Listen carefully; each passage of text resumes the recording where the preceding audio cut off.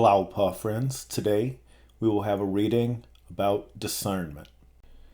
It is recorded in a tradition that of the entire concourse of the Christians, no more than 70 people embraced the faith of the apostle of God.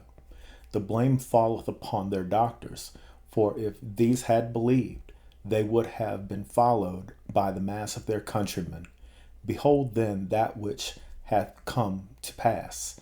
The learned men of Christendom are held to be learned by virtue of their safeguarding the teaching of Christ, and yet consider how they themselves have been the cause of men's failure to accept the faith and attain unto salvation.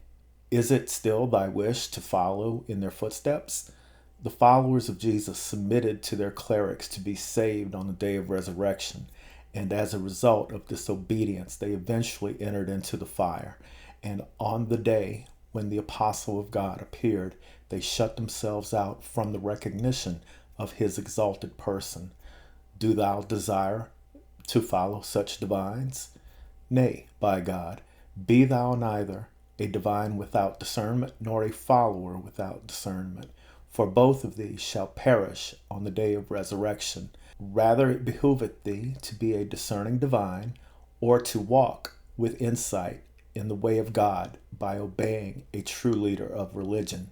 In every nation thou beholdest unnumbered spiritual leaders who are bereft of true discernment, and among every people thou dost encounter myriads of adherents who are devoid of the same characteristic.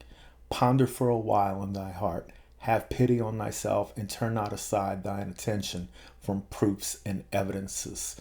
However, seek not proofs and evidences after thine idle fancy, but rather base thy proofs upon what God hath appointed. Moreover, know thou that neither being a man of learning nor being a follower is in itself a source of glory.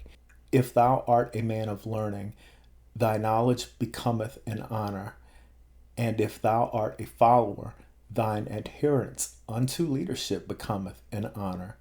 Only when these conform to the good pleasure of God. And beware lest thou regard as an idle fancy the good pleasure of God. It is the same as the good pleasure of his messenger. Consider the followers of Jesus. They were eagerly seeking the good pleasure of God, yet none of them attained the good pleasure of his apostle, which is identical with God's good pleasure, except such as embraced his faith. Selections from the writings of the Bab. If you like today's reading, please hit the like button and subscribe to the channel for future videos.